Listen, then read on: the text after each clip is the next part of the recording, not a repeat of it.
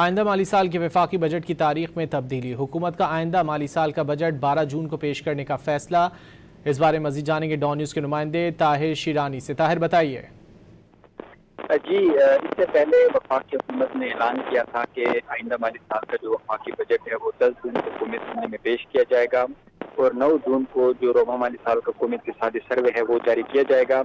لیکن اب ذرا یہ بتا رہے ہیں کہ جو آئندہ مالی سال کا وفاقی بجٹ ہے وہ 10 جون کو پیش نہیں کیا جا رہا۔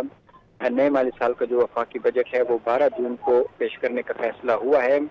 اس سے پہلے 5 جون کو بھی حکومت کی جانب سے پلان بنایا گیا تھا کہ وفاقی بجٹ پیش کیا جائے گا، لیکن اس تاریخ میں تبدیلی کی گئی تھی اور اس کے بعد اب ایک بار پھر آئندہ مالی سال کے وفاقی بجٹ کو پیش کرنے کی تاریخ میں تبدیلی سامنے آئی ہے۔